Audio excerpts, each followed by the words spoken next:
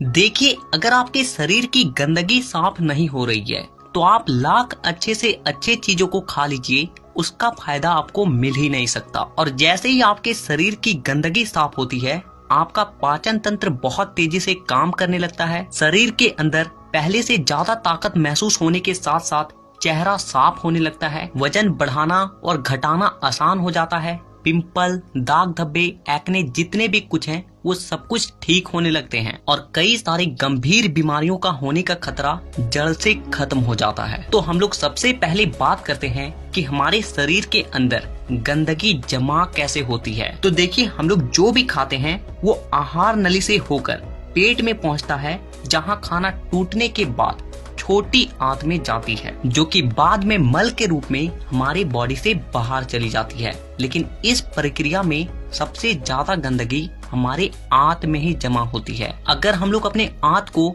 Zoom कर देखें तो वो कुछ इस तरह का दिखाई देता है, जिसमें उंगली की तरह दिखने वाली छोटी छोटी उभार होती है, जो कि एक फिल्टर की तरह काम करती है, क्योंकि इन उभार के अंदर नसें होती है जो कि हमारे शरीर के अलग अलग हिस्सों से जुड़ी होती है और इसी नस के जरिए खाने में मौजूद पोषक तत्वों को खींचकर खून में और हमारे शरीर के अलग अलग हिस्सों तक पहुंचाया जाता है। लेकिन जब हम लोग जाने अनजाने में गलत तरीके के खाने का इस्तेमाल करते हैं तो वो हमारे आंतों में चिपकने लगती है और धीरे धीरे दीवार पर एक मोटी परत बनाकर जमा हो जाती है, जिससे कि जब हमारी आंतें खाने में मौजूद पोषक तत्वों को खींचती है तो उसके साथ साथ गंदगी भी हमारे खून में मिल जाती है और फिर शरीर के अलग अलग हिस्सों में जाकर ये गंदगी जमा हो जाती है। जब ये गंदगी खून के जरिए हमारे लीवर तक पहुंचती है तो फैटी लीवर और जॉन्डिस जैसी बीमारियां होती है। जब ये किडनी में जमा होती है तो किडनी स्टोन और फेफड़े में जमा होने से अस्थमा, और जब खून के जरिए दिल तक पहुंचती है तो कोलेस्ट्रोल और हमारी नसों में ब्लॉकेज पैदा होती है। और जब ये गंदगी हमारी स्किन में पहुंचती है